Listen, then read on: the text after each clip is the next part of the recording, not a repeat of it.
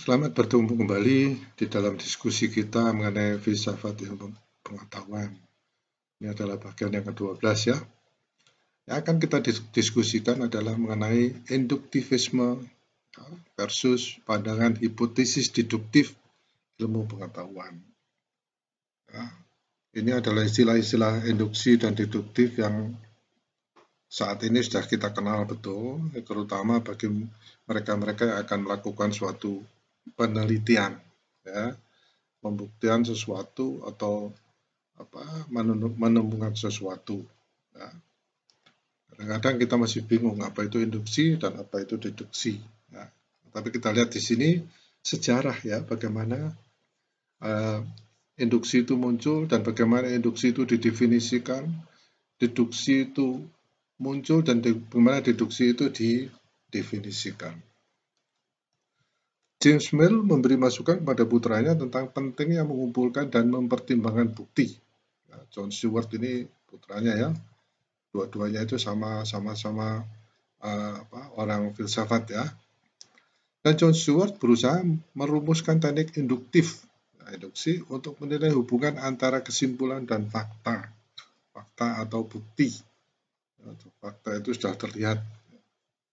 Jadi kalau sudah ada fakta itu tidak bisa diubah. Ya, tapi fakta itu menjadi dasar untuk mengambil kesimpulan. Stewart menemukan bahwa tersirat dalam metodologi ilmu adalah aturan bukti, ya, hubungan penyebab. Ya, saat ini kita sudah kenal ya, bahwa kita harus membuktikan secara ilmiah dulu, ya, hubungan sebab akibat. Kemudian baru kita melakukan pengamatan, pembuktian, ya, sehingga muncullah kesimpulan. Mill mengemukakan filosofi sains dalam System of Logic. Nah, ini masih ada ya, saya melihat ada bukunya ya, di mana dia mengakui perbedaan pendapat dengan Herschel dan Whewell. Ya, memang bukan aslinya ya, jadi bukan buku aslinya, tetapi dibahas ya oleh beberapa ahli filsafat yang mengenai System of Logic ini. William Stanley Jevons, ini paling paling anti ini ya, dengan hukum Mills ya. Tapi saya perkenalkan dulu nih ya. Adalah seorang profesor logika dan ekonomi politik di Manchester University. Ya. Dia kemudian berpindah, saya lupa, dia berpindah lagi atau menjadi pengajar di salah satu perguruan tinggi yang terkenal juga ya. Dia pencetus logika dan teori probabilitas, ya, kemungkinan, dan mempelopori penerapan metode statistik dalam metodologi dan ekonomi. Ya. Statistik ini ya. Jevons menentang induktivisme Mill tentang pandangan hipotesis deduktif sains dalam tradisi Whewell. Ya, jadi saya tidak mendiskusikan secara detail pada awal ini, tetapi yang akan kita diskusikan nanti adalah mengenai pendapat dari Mills ya. Apa itu induksi? Mill itu apa? Ya, induktivisme adalah sudut pandang yang menekankan pentingnya ilmu argumen induktif, ya, argumen dasar, ya, untuk menyatakan bahwa misalnya A sama dengan A besar dan A kecil dan sebagainya. Dalam bentuknya yang paling eksklusif ini adalah tesis tentang konteks penemuan dan konteks pembenaran. Ya. Sehubungan dengan konteks penemuan, posisi induktivis adalah bahwa penelitian ini adalah masalah pembuktian induktif dari hasil pengamatan dan eksperimen. Sehubungan dengan konteks pembenaran, posisi induktivis adalah bahwa hukum atau teori ilmiah dibenarkan hanya jika bukti yang mendukungnya sesuai dengan skema induktif. Ya. Filsafat ilmu, ya, John Stuart Mill ya, adalah contoh dari sudut pandang induktivis. Mill membuat klaim ekstrim tentang peran argumen induktif baik dalam penemuan hukum ilmiah dan dalam pemberian pembenaran lanjut dalam hukum-hukum ini. Ya. Konteks penemuan. Mill adalah seorang pelopor yang efektif atas nama metode induktif yang telah dibahas oleh Dan Scotus, ya, Occam, Hume, ya kita pernah gitu ya, diskusi mengenai Hume dan Hershey. Sehingga metode ini kemudian dikenal dengan metode Mill, ya, dari pengamatan eksperimental. Mill menekankan pentingnya metode ini dalam penemuan hukum ilmiah. Memang dalam berdebat dengan Mill melangkah lebih jauh dengan mengklaim bahwa setiap hukum sebab yang diketahui ilmu pengetahuan sebenarnya sudah ada jawabannya, gitu ya. Jadi ini adalah awal dari definisinya ya. Tetapi kondisi kita sekarang sudah lebih maju ya mengenai apa itu sebab akibat. Nah, ini adalah metode yang ditampilkan oleh Mill. Nah, ada 4 metode, tapi saya tidak membahas secara detail tentang ini, tapi hanya menunjukkan apa yang menjadi rujukan dari Mill.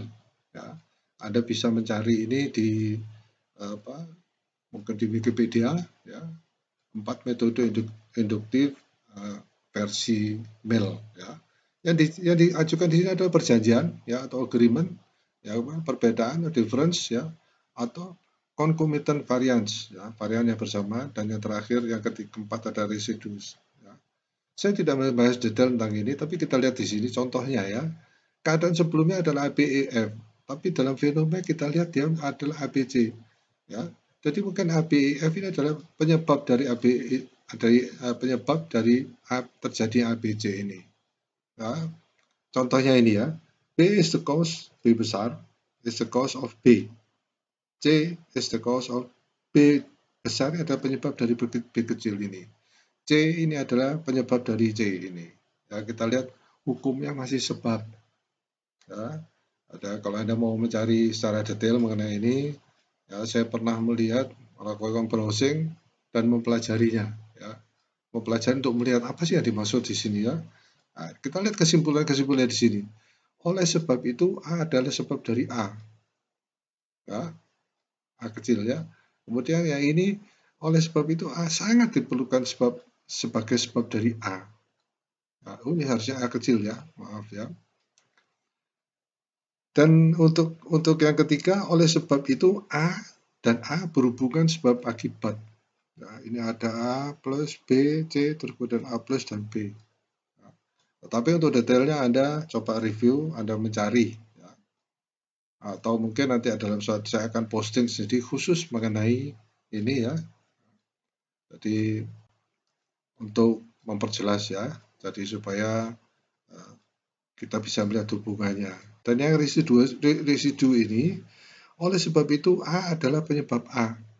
Nah, ini yang dibahas oleh Mill. Mill membahas 4 metode induktif. Mill menyatakan bahwa metode perbedaan, difference, adalah yang paling penting dalam 4 metode ini. Dalam pernyataan ringkasan tentang skema ini, dia mengamati bahwa keadaan A dan fenomena A terkait secara sebab. Hanya jika dua kejadian berbeda dalam satu dan hanya satu keadaan. Ya. Tapi jika pembatasan diberlakukan, tidak ada hubungan sebab akibat yang dapat ditemukan dengan penerapan metode perbedaan. Ya, difference tadi ya, difference method ya. Dua deskripsi melibatkan referensi baik tempat yang berbeda atau waktu yang berbeda atau kedua-duanya. Tapi karena tidak ada alasan a priori untuk mengecualikan dari daftar posisi keadaan darurat dan waktu, tidak mungkin dua kejadian yang berbeda sehubungan terjadi suatu fenomena berbeda juga dalam satu keadaan saja. Nah, ini untuk jelasnya ya, mungkin agak sulit kalimatnya, tapi untuk jelasnya ini yang kita kenal sebagai ya mungkin Anda orang dari Jawa pernah mengenal ya, pernah mendengar ya, gebyah uyah podo asine gitu ya. Nah, memang ada garamnya tidak asin gitu ya. Nah, tapi itu hanya untuk mengingatkan definisi ini. Kesulitan lebih lanjut dalam metode Mill, semua adalah dalam keadaan setara ya. Jadi ini mungkin kita lihat ya, sering kita pakai sebagai pembatasan dalam kondisi yang stabil. Ya, Anda tahu apa yang dibutuhkan untuk stabil. Ya. Untuk menjelaskan mengapa nitrogliserin meledak bukan suatu keadaan tertentu, seorang harus menentukan tidak hanya zat itu sendiri, tapi juga jumlah awan di langit dan tingkat penyinaran matahari. Oh, ini kok arahnya ke sana ya? Nah, tapi ternyata ini hubungannya adalah bahwa jumlah sinar matahari yang menimbulkan energi panas dan sebagainya, ya. Saya tidak membahas. Ya. Ini hanya ingin menunjukkan ya suatu fenomena sebab. Ya. Jika semua keadaan setara, ya, dapat ditentukan suatu kejadian secara tepat hanya dengan melihat keadaan seluruh alam semesta pada waktu tertentu. Ya, setara diingat-ingat ya, dalam kondisi yang stabil, ya, jadi dianggap semuanya sama, ya, maka yang terjadi adalah sama. Ya. Mill mengakui kegunaan perbedaan sebagai metode penemuan tergantung pada asumsi bahwa untuk setiap penelitian tertentu, hanya beberapa keadaan yang perlu dipertimbangkan. Ya, namun Mill menyatakan bahwa asumsi ini terbukti dari pengalaman. Ya. Mill menyatakan bahwa untuk sejumlah besar kasus, ya, skema metode perbedaan cukup mendukung memakai sistem itu. Ya. Penemuan hubungan sebab melibatkan lebih dari sekedar spesifikasi nilai yang sesuai dengan skema. Untuk menggunakan metode ini dalam penelitian ilmiah, hipotesis harus dibuat tentang keadaan mana yang relevan dengan terjadinya fenomena tertentu. Ya. Dan hipotesis tentang keadaan yang relevan ini harus dirumuskan sebagai penerapan skema. Oleh karena itu, klaim Mill bahwa penerapan metode perbedaan yang hanya mengungkapkan hubungan sebagai algoritma itu harus ditolak, ya. Kurang kuat alasannya. Nah, itu salah satu mulai kita lihat bahwa dia menganut metode ini ya, metode perbedaan itu masih kurang kuat ya, kurang berdasar. Di sisi lain, sekali asumsi telah dibuat bahwa suatu keadaan terkait dengan fenomena, metode perbedaan menentukan teknik yang tepat untuk menguji asumsi melalui eksperimen terkontrol. Jadi eksperimen yang sudah disiapkan semuanya ya. Mill menganggap metode perbedaan difference ya sebagai instrumen paling penting untuk menemukan hubungan sebab akibat. Nah, ini mulai muncul ya. Klaimnya atas nama metode perjanjian atau agreement lebih sederhana. Ya. Dia menyatakan bahwa metode perjanjian atau agreement adalah instrumen yang berguna untuk penemuan hukum ilmiah. Namun dia mengakui bahwa metode ini tergantung pada beberapa batasan khusus, ada syarat-syaratnya. Ya. Ini yang kadang-kadang membuat peneliti itu sulit sekali menentukan suatu hipotesis ya. Salah satu batasannya adalah bahwa metode ini efektif dalam mencari hubungan sebab akibat hanya jika inventarisasi ya, pengumpulan fakta yang akurat dari keadaan yang relevan yang telah dibuat.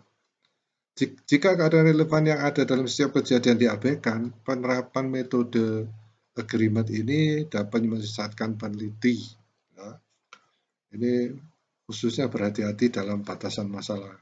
Semua dibatasi, ya, terlalu banyak dibatasi sehingga hasil penelitiannya menjadi sangat-sangat tidak akurat. Oleh karena itu, penerapan perjanjian yang berhasil atau agreement seperti penerapan perbedaan difference yang berhasil hanya dimungkinkan atas dasar hipotesis awal tentang keadaan yang relevan.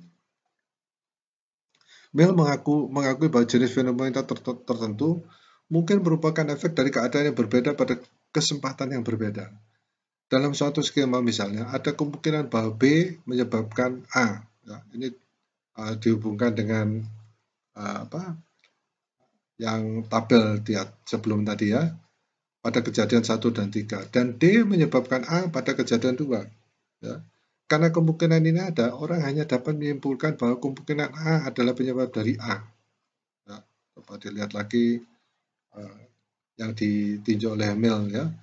Mill mencatat bahwa ini adalah fungsi dari teori probabilitas ya, untuk memperkirakan kemungkinan adanya banyak penyebab Dan dia menunjukkan bahwa untuk korelasi tertentu, probabilitas ini dapat dikurangi dan memasukkan data tambahan di mana keadaannya jauh lebih bervariasi, namun masih ada hubungannya atau masih ada korelasinya.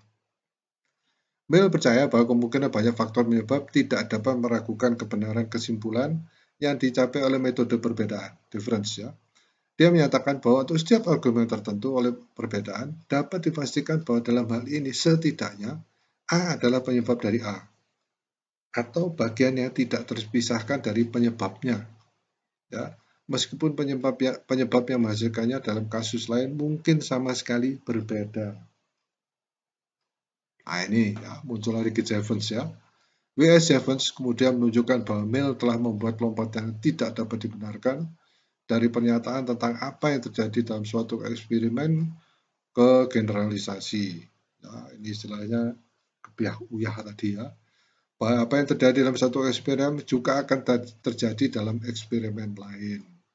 Ya, tadi kita sudah melihat ya, bahwa pada kondisi tertentu, misalkan kondisi stabil, ya, artinya tidak ada perubahan karena waktu, ya, karena tempat dan sebagainya, itu mungkin bisa dikatakan bahwa hasilnya akan adalah sama. Nah, ini adalah sedikit bahasan mengenai induktivisme ya, dibandingkan dengan pandangan hipotesis deduktif ilmu pengetahuan ya. Dan masih ada banyak ya kajian-kajian mengenai hal ini ya, supaya nantinya kita mempunyai pegangan apa yang harus kita lakukan ya. Apakah induksi, apakah deduksi ya, itu tergantung bagaimana kita melakukan penelitian dan penyusunan hipotesis untuk mendapatkan suatu kesimpulan. Saya kira demikian ya.